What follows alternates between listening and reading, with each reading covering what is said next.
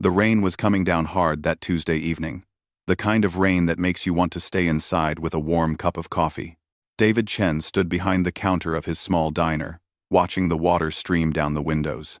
He'd been wiping the same spot on the counter for the past 5 minutes, lost in thought about the stack of bills waiting for him at home. At 34 years old, David never imagined his life would look like this. 3 years ago, he'd been married with 2 kids and a steady job at a tech company.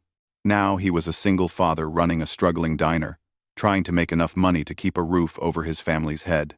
His wife had left them for a new life in another state, and David had been picking up the pieces ever since. His 2 children, 9-year-old Amy and 7-year-old Ben, sat in their usual booth near the kitchen. Amy had her math homework spread out in front of her, chewing on her pencil as she worked through a problem. Ben was doodling in his notebook, supposed to be practicing his spelling words but clearly more interested in drawing superheroes. This was their routine now. After school, they'd come straight to the diner and wait for their dad to finish his shift. Then, they'd all walk home together, to their tiny apartment above the laundromat 2 blocks away. David glanced at the clock. 9:15. Time to close up. He'd only had a handful of customers all evening, which meant another day of barely breaking even. He walked over to the door, ready to flip the sign to closed, when something outside caught his eye. Across the street at the bus stop, 2 little girls sat huddled together on the bench. They looked to be about 8 years old, and they were completely soaked. They wore matching light pink jackets that were clearly not meant for this kind of weather, and they both clutched small backpacks to their chests. David watched them for a moment, wondering where their parents were. The last bus had gone by over an hour ago. He turned the sign to closed but couldn't stop looking at those 2 girls. They were shivering. One of them had her arm around the other, trying to keep her warm. David felt something twist in his chest. He thought about Amy and Ben, safe and dry inside. What if that was them out there? "Dad, can we go home now?" Ben called out, already packing up his things. "Just a minute, buddy," David said. He grabbed the old umbrella they kept by the door. "Stay here with your sister. I'll be right back." "Where are you going?" Amy looked up from her homework. I. I'll explain in a minute. Just stay put." David ran across the street, holding the umbrella against the wind. As he got closer, he could see the girls more clearly. They were twins, identical in every way. Same dark curly hair, same brown eyes, same scared expression on their faces. They looked up at him as he approached. "Hey there," David said, trying to sound friendly and not scary. The twins looked at each other, having some kind of silent conversation the way twins do. Finally, one of them spoke up. "We're waiting for someone to pick us up." Who are you waiting for?" David asked gently. Our teacher was supposed to call someone," the other twin said. Her voice was quiet, almost drowned out by the rain. "What are your names?" "I'm Hannah," said the first girl. "This is Holly. I'm David. I own that diner across the street." He pointed back at his restaurant. "Listen, the last bus already came through. How long have you 2 been sitting here?" Hannah and Holly looked at each other again. Since around 7, I think," Holly admitted. 2 hours. These kids had been sitting in the rain for 2 hours. David felt anger rising in his chest. But not at them. At whatever adults had let this happen. "What happened? Are you lost?" "We were on a field trip," Hannah explained, "to the Science Museum downtown. But we got separated from our group when everyone was getting back on the bus. By the time we realized it, the bus was gone. Did you try to call your parents?" Holly pulled out a phone from her jacket pocket. The screen was black. It died. Both our phones died. "Okay, here's what we're going to do," David said, making a decision. "You 2 are going to come inside my diner where it's warm, and we're going to figure out how to get you home. Sound good?" 1. The twins nodded, looking relieved. David led them across the street and into the diner. Amy and Ben looked up with curious expressions as their dad walked in with two wet, shivering girls. "Amy, Ben, these are Hannah and Holly," David said, having to think for a second to remember which twin was which. "They need some help. Can you grab some towels from the back?" His kids jumped into action. Amy came back with clean kitchen towels, and David wrapped one around each twin's shoulders. He turned up the heat and sat the girls down at the counter. "Now," he said, pulling out his phone. Hannah recited a number from memory, and David dialed it. The phone rang once, twice, 3 times, then went to voicemail. A generic automated message, nothing personal. David tried again. Same thing. "Is there anyone else we can call?" The twins got quiet. Holly's eyes filled with tears. "Our mom, she's not around anymore. It's just our dad." "Okay, that's okay," David said quickly, feeling terrible for asking. "We'll keep trying your dad. He's probably just in a meeting or something. In the meantime, are you two hungry?" Both girls nodded. David could see it in their faces, they were starving.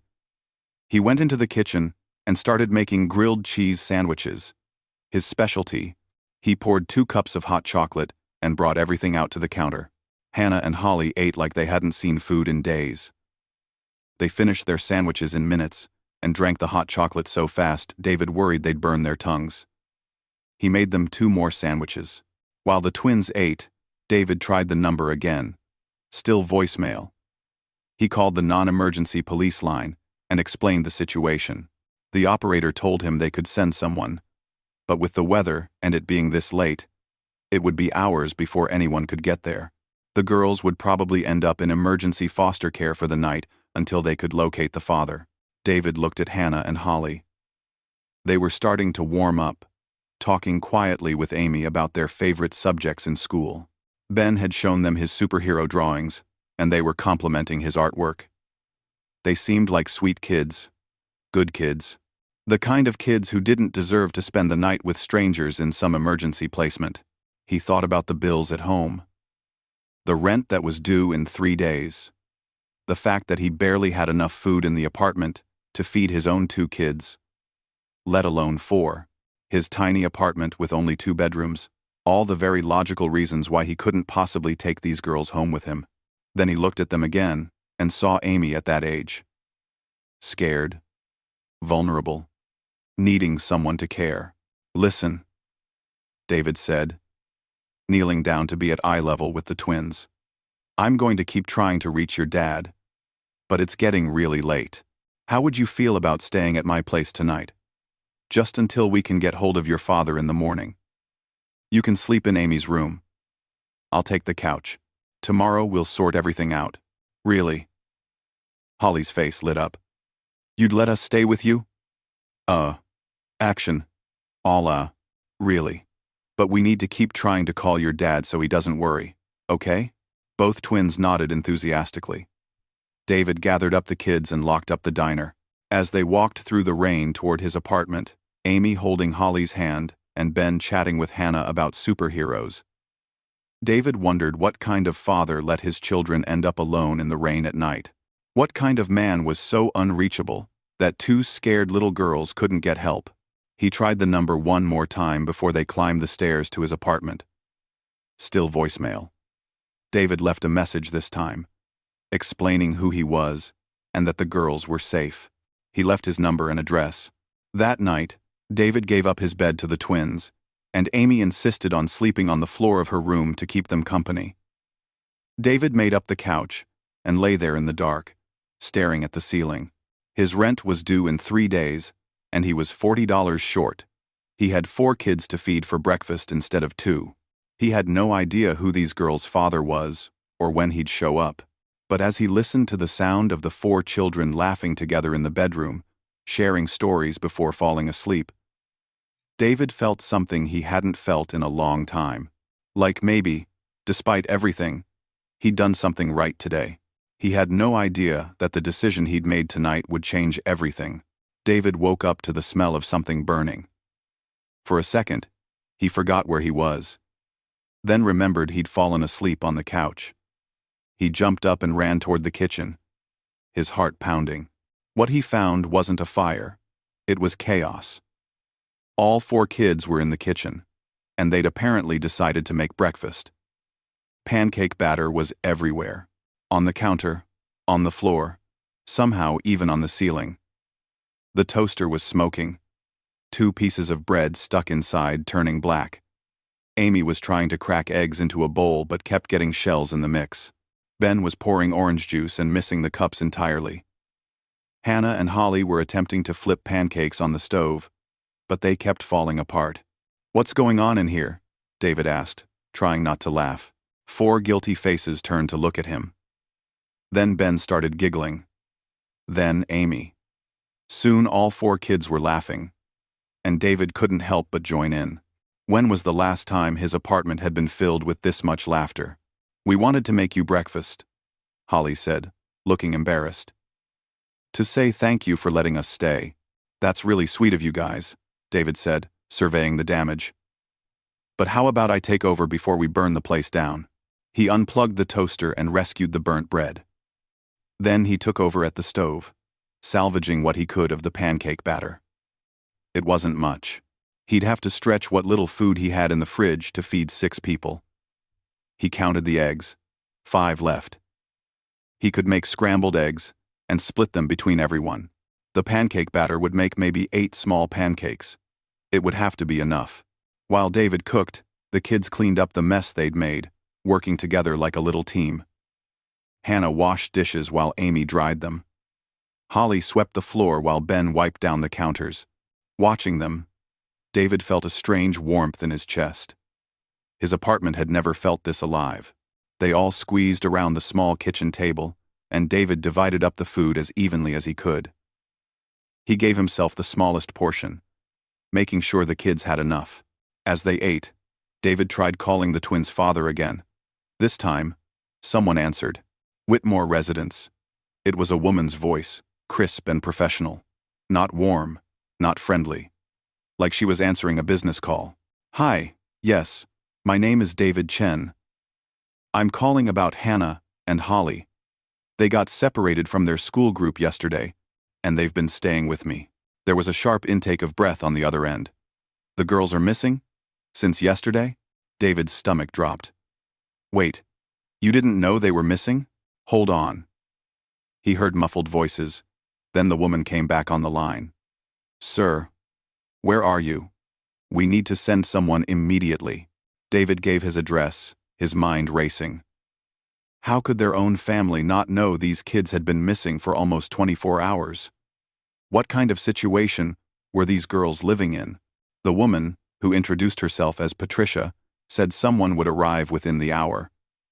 She asked to speak to the twins, and David handed the phone to Hannah. He watched as both girls talked quietly to Patricia, their earlier happiness fading into something that looked like sadness. After the call ended, David sat down with them. "So, Patricia seems nice," he said, trying to sound upbeat. "She's okay," Hannah said quietly. "She manages our house, makes sure everything runs smoothly. What about your dad? Is he at work?" Holly nodded. "He's in Tokyo right now. For business. He's always traveling somewhere for business." "How often is he gone?" The twins looked at each other. "Most of the time," Hannah said. "Sometimes we don't see him for weeks." David felt a knot forming in his stomach. These poor kids. All the money in the world, apparently, but no one paying attention to them. No wonder they'd ended up lost and alone. "Is that why you two slipped away from your group yesterday?" he asked gently. Holly's eyes filled with tears. "We just wanted to see what it was like. To be normal kids. Kids who take the bus and walk around without security guards following them everywhere. We didn't mean to get so lost." Before David could respond, Amy reached over and squeezed Holly's hand. "You can come back and visit us," she said. "Then you can be normal whenever you want." The words were so simple, so pure, that David felt his throat tighten. His daughter had just offered to share her already small world with these girls. He'd never been more proud of her. 30 minutes later, David heard cars pulling up outside. He looked out the window and counted 3 black SUVs. 3. For 2 little girls. Men in dark suits got out first, looking around like they were scouting for danger. Then a woman in an expensive business outfit stepped out of the middle vehicle, clipboard in hand. David went downstairs to meet them. The woman, Patricia, looked him up and down like she was assessing whether he was a threat. "Mr. Chen?" "Mr. Chen. That's me. The girls are upstairs. They're fine, just so you know. Fed, rested, safe. We appreciate you taking them in," Patricia said, though her tone suggested she didn't appreciate anything about this situation. "Mr. Whitmore is on his way back from Tokyo. He should land in about 6 hours. He was in very important meetings when this happened." "More important than his kids?" The words came out before David could stop them. Patricia's expression didn't change. "Mr. Whitmore is a very busy man. He provides everything those girls could possibly need. Except himself, apparently." This time Patricia's lips pressed into a thin line.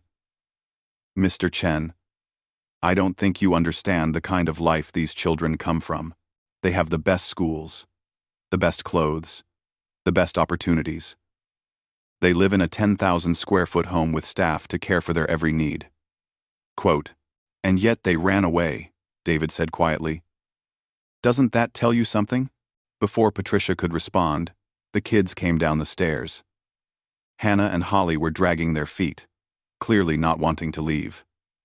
Amy and Ben followed behind them, looking just as sad. Patricia immediately switched into professional mode. "Girls, we need to go. Your father is very worried about you. Can we come back and visit?" Holly asked, looking at David.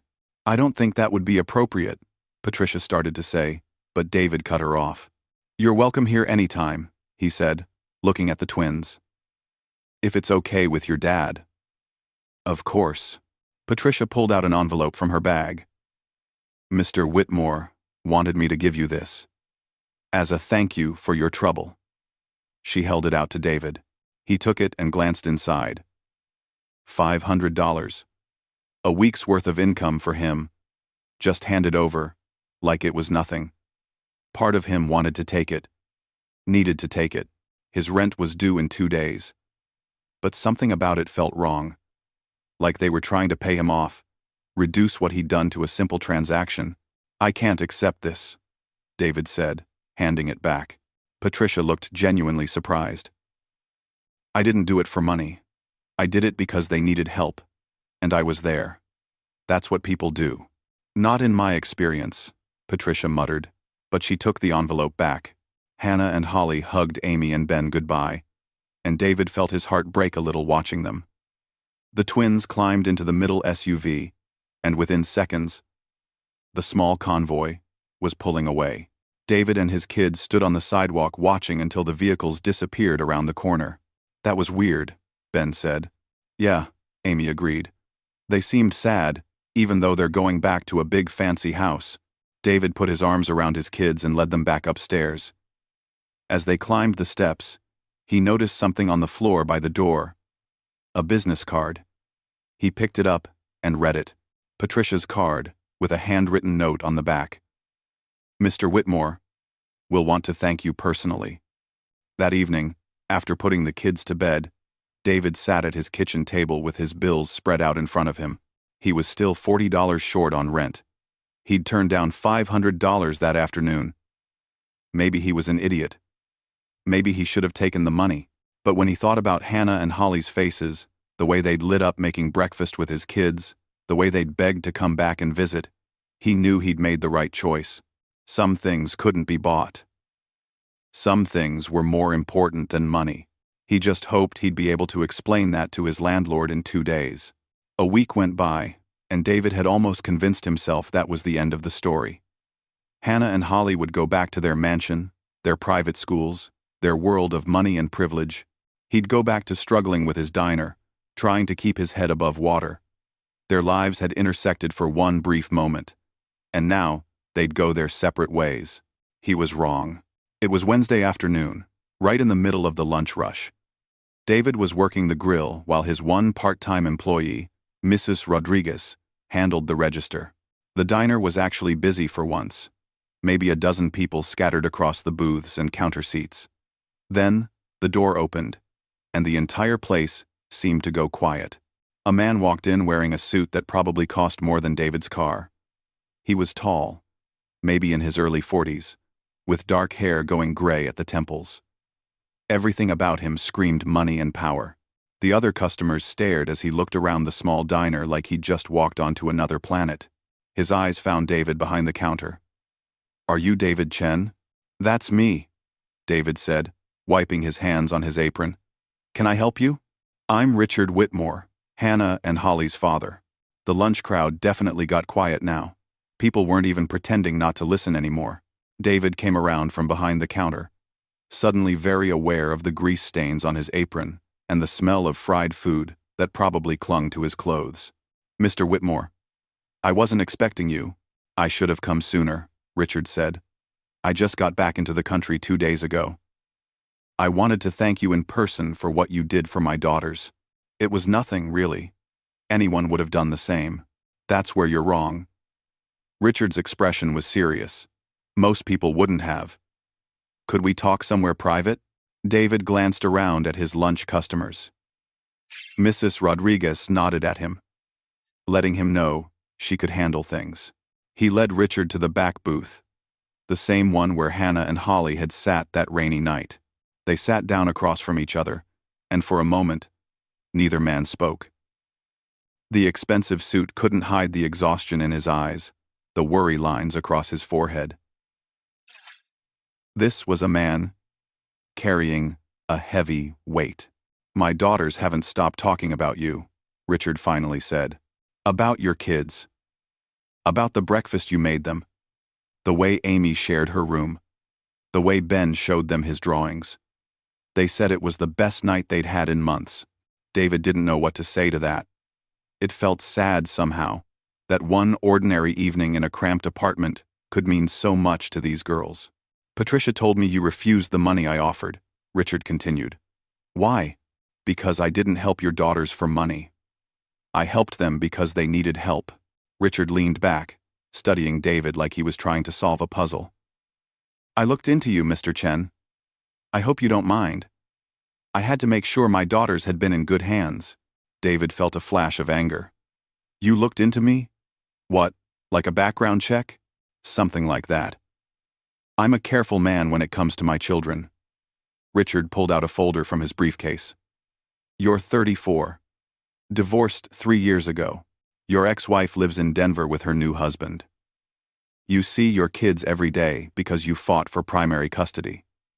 You bought this diner 2 years ago with a small business loan you're still paying off. You're 3 months behind on your commercial rent. Your apartment costs $800 a month, which you barely make most months. Your son has asthma, and his medication costs you $200 every month, even with insurance." David's face burned. Hearing his life laid out like that, all his struggles and failures listed like items on a spreadsheet, made him feel exposed, ashamed. "Why are you telling me this?" "Because I want you to understand that I know exactly what kind of position you're in. And I want to make you an offer. On one. On one. On one. I already told Patricia I don't want your money. This isn't charity, Mr. Chen. This is business." Richard leaned forward. "I want to invest in your diner. Become a partner. Silent partner if you prefer. I'll clear your debts, update your equipment, help you expand. In return, you get to keep doing what you do, but without the constant stress of wondering if you'll make rent." David shook his head. "Why would you do that? This place barely makes any profit. It's not exactly a smart investment." "You're right, it's not. As an investment, this diner is terrible." Richard smiled slightly. "But I'm not just investing in the diner. I'm investing in something my daughters need desperately." "What's that?" "Normalcy. Reality. A connection to how the world actually works for most people." Richard's smile faded. Mr. Chen, my daughters have everything money can buy. Tutors, music lessons, riding lessons, a house with more rooms than we could ever use. But they don't have what your kids have. They don't have a father who's present, who makes them breakfast and helps with their homework and tucks them in at night. That's not something I can sell you, David said quietly. I know, but here's what I'm asking. Let them visit. Regularly. Let Hannah and Holly come spend time with your family. Let them see what a normal family dinner looks like. Let them help wash dishes and do homework at your kitchen table. Let them be regular kids for a few hours a week. David felt uneasy. You want to pay me to be some kind of role model for your kids? No. I'm asking if we can help each other. You need financial stability. My daughters need to be around a father who actually shows up. We can both benefit from this arrangement. And what do you get out of it? Richard was quiet for a long moment. I get to learn from you, he finally said. I built an empire, Mr. Chen. I can close deals worth millions of dollars. I can read a market report and predict trends 6 months out. But I've failed at the one thing that actually matters. My wife died 2 years ago, and instead of being there for my daughters, I buried myself in work. I used business as an excuse to avoid grief. And now I have 2 little girls who would rather run away and get lost in the city than spend another day in that big, empty house with me. David saw something in Richard's face that he recognized. Pain. Loss. The desperate wish to turn back time and do things differently. He'd felt all of that when his wife left, when his marriage fell apart. I don't know, Mr. Whitmore. This feels complicated. It doesn't have to be. Look, I'm not trying to buy your friendship or your family. I'm just asking for a chance. For my daughters to be around people who make them happy. And if I can help keep your business afloat while that happens, why not let me? David thought about his rent that was due next week. About Ben's medication that he needed to refill in 3 days. About the refrigerator in the diner that was making weird noises and probably about to die. About Amy's school field trip that cost $30 he didn't have. He thought about his pride. About being independent. About not owing anyone anything. Then he thought about Hannah and Holly's faces. How they'd laughed making breakfast with his kids. How Amy had held Holly's hand. How Ben had shown them his drawings with such pride. If we do this, David said slowly, we do it as equals. You invest in the diner, fine, but you're not my boss. We're partners. And your daughters come visit because we want them to, not because it's part of some business deal. Agreed. And you have to actually be here sometimes. Not just send Patricia or some nanny. If this is about your daughters needing a father who shows up, then you need to show up too. Richard nodded. That's fair. That's more than fair. One more thing. I need time to think about this. It's a big decision, of course. Take all the time you need. Richard stood up and pulled out a business card. His personal card this time. Not Patricia's. My direct number is on there. Call me when you've decided. That evening, David talked to Amy and Ben while they ate dinner. He explained the offer, tried to keep it simple so they'd understand. They surprised him. The way kids often do. Do Hannah and Holly want to visit us? Amy asked. Yes, they do. Then we should let them, she said, like it was the most obvious thing in the world. We're their friends, now. But what about the money part? David asked. The investment in the diner? Ben shrugged. If it means you won't be so worried all the time, that seems good. I'm not worried all the time, David protested.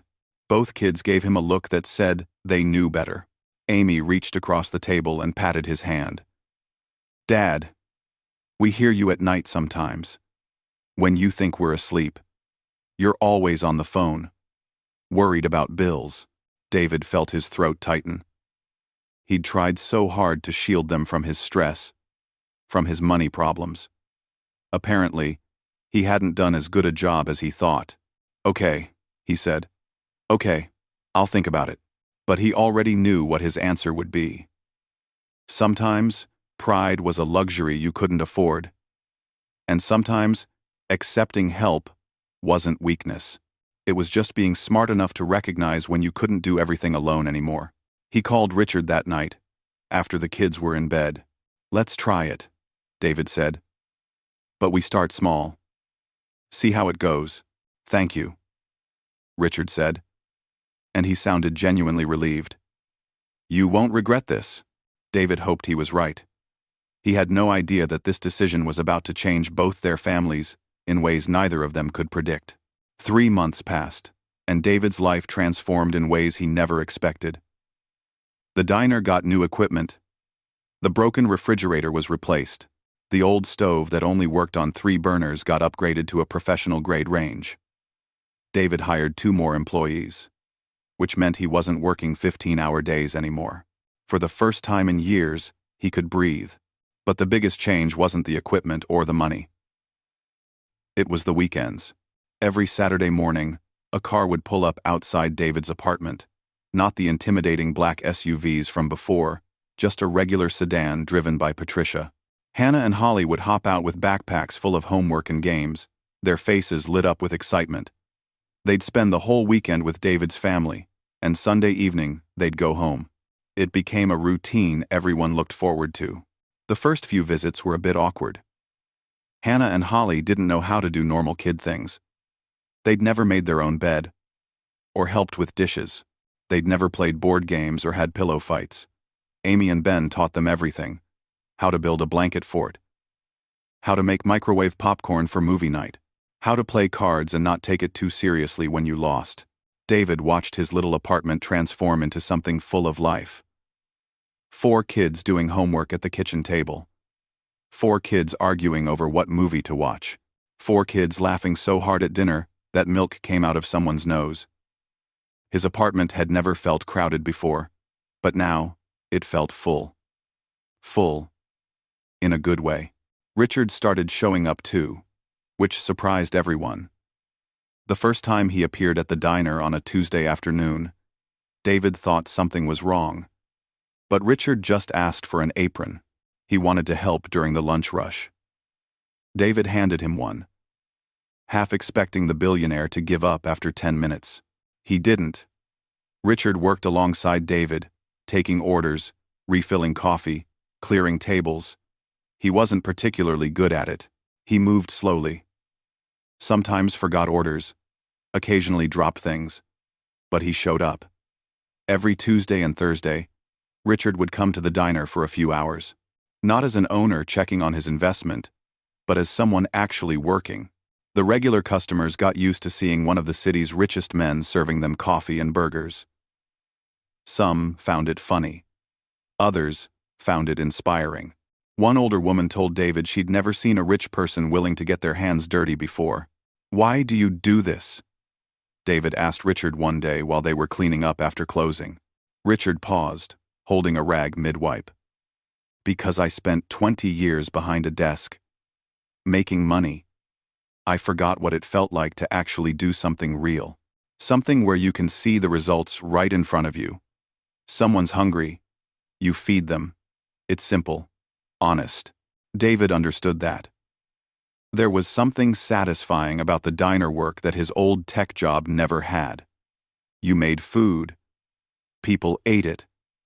They left happy. Simple, cause and effect. The friendship between the 2 families grew stronger. Some weekends, instead of the twins coming to David's place, everyone would go to Richard's mansion. Amy and Ben were overwhelmed the first time they saw it. The house had a swimming pool, a home theater, a game room with every video game console imaginable. But after the initial excitement wore off, David noticed something interesting. The kids didn't care about all the fancy stuff. They cared about being together. Richard was changing too. He started leaving work earlier. He actually showed up to Hannah and Holly's school events now. He even volunteered to coach their soccer team, which meant he and David were at practice together twice a week. Watching Richard try to teach 8-year-olds how to dribble a soccer ball was honestly hilarious. The man could negotiate million-dollar deals, but got flustered when 6 kids all talked at once. Everything seemed to be working out perfectly. Too perfectly, David sometimes thought. He should have known it wouldn't last. The trouble started with a phone call on a random Tuesday morning. David was at the diner, prepping for lunch, when his phone rang. Unknown number. Is this David Chen? A woman's voice, sharp and cold. Yes. Who's this? This is Jennifer Mitchell. I'm your ex-wife's attorney. David's stomach dropped. He hadn't heard from his ex-wife, Melissa, in over a year. What's this about? My client is filing for full custody of Amy and Ben. We're asking the court to reconsider the previous custody arrangement. The world seemed to tilt. What? Why? The kids are happy. They're doing great in school. Miss Chen has concerns about the environment you're providing for the children. She's heard you've entered into some kind of arrangement with a wealthy family. She believes you're using the children to social climb and exposing them to an unstable situation. That's insane. I'm not using anyone for anything. We've also been informed that you're struggling financially and that your business was on the verge of bankruptcy before this mysterious investor appeared. Miss Chen questions whether you're fit to provide proper care for the children. David felt rage building in his chest. Melissa left us. She moved to Denver and started a new life. She barely calls the kids. That's not how my client remembers it. We'll be filing the paperwork this week. You'll be served shortly. I suggest you get an attorney. The line went dead. DVO. Era. David stood there holding his phone, feeling like he'd been punched in the gut. He called Richard immediately. They met at the diner after closing, and David explained everything. Richard listened carefully, his business face on. This is my fault, Richard said when David finished. Our arrangement drew attention. It made you visible.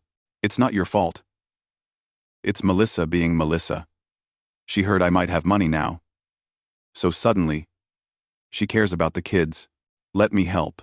I'll pay for the best custody lawyer in the state. No. The word came out harder than David intended. No, Richard. This is exactly what Melissa's lawyer said. That I'm using you for money. If you pay for my lawyer, it proves her point. That's ridiculous. I'm your friend. Friends help each other. We're not really friends, though. Are we? David hadn't meant to say it, but the stress made it spill out. We're business partners. Our kids hang out, but let's be honest about what this is. You needed someone to show you how to be a better dad. I needed money to save my business. It's a transaction. Richard looked like David had slapped him. Is that really what you think? I don't know what to think anymore. All I know is that this arrangement, whatever it is, might cost me my kids. So yeah, maybe we need to end it. You can't be serious. I'm completely serious. As of right now, we're done. You can keep your share of the diner. That's fine. But no more weekend visits. No more soccer practice together. No more showing up here to play working man. We go back to our separate lives. What about Hannah and Holly? What about Amy and Ben? They're friends. They care about each other. They'll get over it. Kids are resilient. David knew he was being cruel. Knew he was pushing Richard away. But fear was making him desperate. I have to protect my children.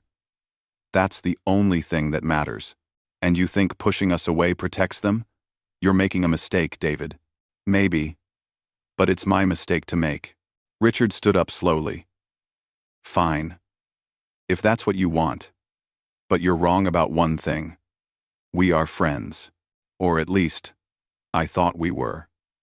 He walked out, and David watched through the window as he got into his car and drove away. David sat alone in the empty diner, surrounded by the new equipment Richard's money had bought. Everything was supposed to be better now. The diner was successful. He had financial stability. The kids had been happy, and he'd just thrown it all away. That night, David lay awake staring at the ceiling. In the other room, he could hear Amy crying quietly. She'd been devastated when he told her and Ben that Hannah and Holly wouldn't be visiting anymore. Ben had just gone silent, retreating into himself the way he did when he was hurt. David's phone buzzed. A text from Richard. Whatever happens with the custody case, I'm here if you need me. Not as an investor or a business partner, as someone who cares about you and your kids. You don't have to face this alone. David stared at the message for a long time. He'd been alone for so long, fighting every battle by himself, that he'd forgotten what it felt like to have someone in his corner. And now that he finally had that, he'd pushed it away out of fear. He typed back, "I'm sorry. I'm scared, and I took it out on you." The response came quickly. "I know, and I'm not going anywhere. We'll figure this out together." But David wasn't sure they would. The custody hearing was in 3 weeks. His ex-wife had money from her new husband, good lawyers, and apparently a strategy to paint David as an unfit father. He had an arrangement with a billionaire that looked suspicious to outsiders, and a history of barely scraping by. For the first time since that rainy night when he'd taken in 2 lost girls, David wondered if he'd made a terrible mistake. Not in helping Hannah and Holly, but in letting himself believe that someone like Richard could really be part of his world. That their 2 different lives could somehow fit together. Maybe some gaps were just too wide to bridge. The day of the custody hearing arrived faster than David wanted. He'd spent the last 3 weeks in a fog of anxiety, barely sleeping, barely eating. He'd hired a lawyer he could barely afford, a young woman fresh out of law school who worked for legal aid. She was nice enough, but every time David looked at her, he thought about Melissa's high-powered attorney and felt his chances slipping away. David sat in the courthouse waiting room, his leg bouncing nervously. His lawyer, Katie, was going over last-minute details, but he could barely focus on her words. All he could think about was losing Amy and Ben. What would they do without him? What would he do without them? "Mr. Chen?" Katie touched his arm gently. "You need to breathe. You're going to be okay." Before David could respond, he heard footsteps. He looked up and froze. Richard was walking down the hallway toward him, wearing a suit, but looking more nervous than David had ever seen him. "What are you doing here?" David asked, standing up. "I came to testify. If you'll have me." "Richard, I told you. If you get involved, it makes things worse. Melissa's lawyer will say, 'I'm using you.' Let them say it. I'm not going to let you face this alone." Richard held up a folder. "And I brought something that might help." Katie looked between them, confused. "I'm Richard Whitmore," he said, extending his hand. "I'm David's business partner and friend, and I have information about Miss Mitchell that might be relevant to this case." Inside the courtroom, David sat at the table next to Katie, his hands clasped so tight his knuckles were white. Across the aisle, Melissa sat with her lawyer, looking polished and confident. She wouldn't even look at David. They'd been married for 8 years, had 2 children together, and now, she couldn't even meet his eyes. The judge, a stern woman in her 60s, called the court to order. Melissa's lawyer went first, painting a picture of David as a struggling single father who couldn't provide stability.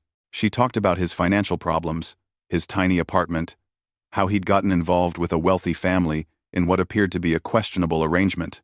"Your Honor," the lawyer said smoothly, "Mr. Chen is clearly a man who's in over his head. He's using his children's relationship with the Whitmore family to improve his own circumstances. This is not a stable environment for young children." Then it was Katie's turn. She called David to the stand, and he told his story. How he'd worked 2 jobs to keep his kids fed after Melissa left. How he'd never missed a parent-teacher conference or a soccer game. How he'd taken in 2 lost girls on a rainy night because it was the right thing to do. Not for money or connections. "Mr. Chen," Katie asked, "why did you help Hannah and Holly Whitmore that night?" "Because they needed help," David said simply. "They were cold and scared and alone. I have kids the same age. I couldn't just leave them there." "And your relationship with Mr. Whitmore? How did that develop?" "Slowly. He wanted to thank me. And we started talking. He was struggling as a father. the same way I was struggling financially. We helped each other. That's what people do. Melissa's lawyer cross-examined him, trying to make the arrangement sound shady, trying to suggest David had planned the whole thing, maybe even manipulated the situation. David felt his anger rising but forced himself to stay calm. Then Katie called Richard to the stand. Richard sat down, looking directly at the judge. He spoke clearly and calmly, explaining how his daughters had run away because he'd been an absent father, how finding David and his family had changed everything for them. Mr. Chen showed me what being a present parent looks like, Richard said. He works hard, but he's always there for his kids. They come first. Always.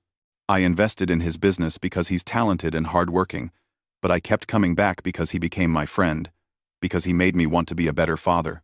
Mr. Whitmore, the judge interrupted, you're a very wealthy man. Aren't you concerned about how this arrangement looks? That Mr. Chen might be taking advantage of your gratitude? Your Honor. David turned down the first money I offered him. He turned down lawyers when I offered to pay for them.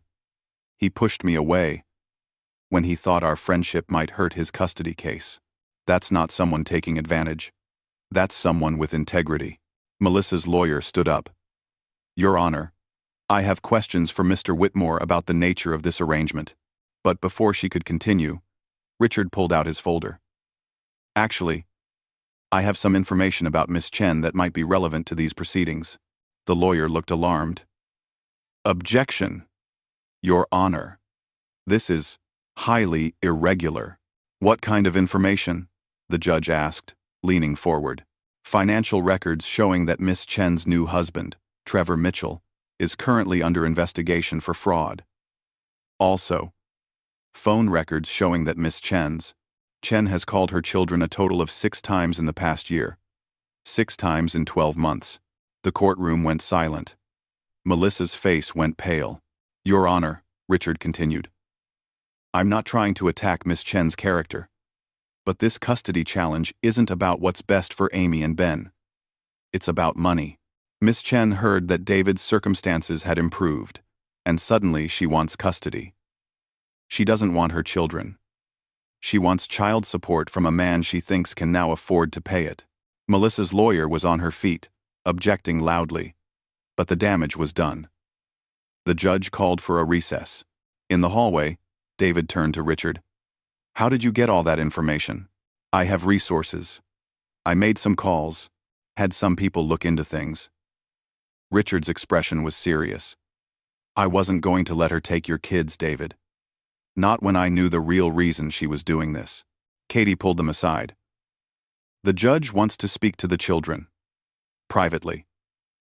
David's heart stopped. Amy and Ben are here? They're with a court advocate. It's standard procedure in custody cases. The judge will talk to them. See what they want. 20 minutes felt like 20 hours. Finally, the court reconvened. The judge looked at both parties. Her expression, unreadable. I've reviewed all the evidence and testimony. I've also spoken with Amy and Ben Chen. She paused, and David felt like he might pass out. The children were very clear about where they want to live and who they want to live with. They described a father who, despite financial challenges, has always prioritized their well-being. They spoke about feeling loved, supported, and safe in their father's care. The judge turned to look at Melissa. Miss Chen, I'm troubled by the evidence presented today. Your limited contact with your children over the past year, combined with the questionable timing of this custody challenge, suggests this is not about the children's best interests. Your Honor, Melissa's lawyer started, but the judge held up her hand. I'm denying the petition for custody modification. Mr. Chen will retain primary custody of both children. Miss Chen, you're welcome to petition for increased visitation if you'd like to be more involved in your children's lives. But based on what I've seen today, I see no reason to disrupt their current living arrangement. These children are thriving where they are. The gavel came down, and David felt his knees almost give out. Katie grabbed his arm, steadying him. You won, she whispered. You get to keep your kids. Outside the courthouse, David stood in the sunshine, feeling like he could finally breathe again. Amy and Ben came running out with the court advocate, throwing themselves into his arms. "Dad," Amy cried. "We told the judge everything. We told her we want to stay with you." "What did you say?" David asked, holding them tight. "I told her you make the best grilled cheese," Ben said seriously. "And that you always help with homework, even when you're tired." "No." Amy pulled back to look at her father. "I told her you're the best dad in the world, and that we don't want to live anywhere else." David felt tears running down his face, but he didn't care. Richard walked over, keeping a respectful distance until David reached out and pulled him into the embrace. "Thank you," David said. "I'm sorry for pushing you away. I was scared and stupid. You were protecting your kids." "I understand that." Richard smiled. "That's what good fathers do." Over the next few weeks, life slowly returned to normal. The weekend visits resumed, much to the joy of all 4 children. Hannah and Holly practically tackled Amy and Ben when they saw them again.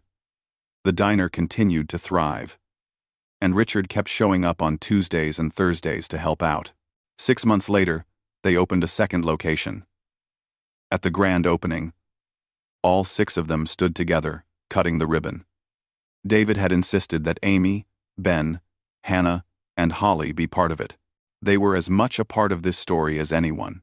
The sign above the new diner read, "David's Place, good food, good friends."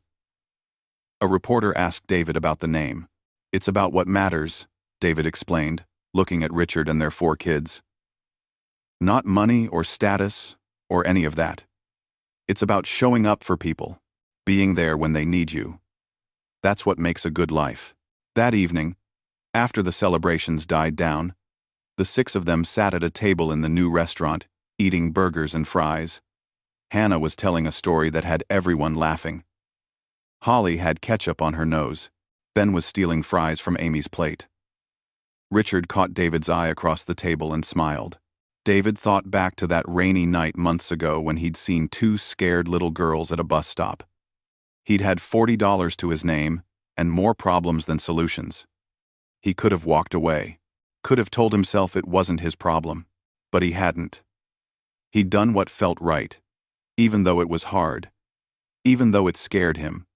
And somehow, that one small act of kindness had changed everything, not because of money or business deals or any of that, but because it had brought people together who needed each other. 2 families from completely different worlds who'd found something simple and true. Friendship, support, and the understanding that none of us can do it all alone. Sometimes, David realized, the richest thing you can give someone isn't money at all. It's showing up, being present, caring enough to help, even when you barely have enough for yourself. And sometimes, when you're brave enough to accept help when you need it, you find something more valuable than you ever imagined. You find family, in all its unexpected forms.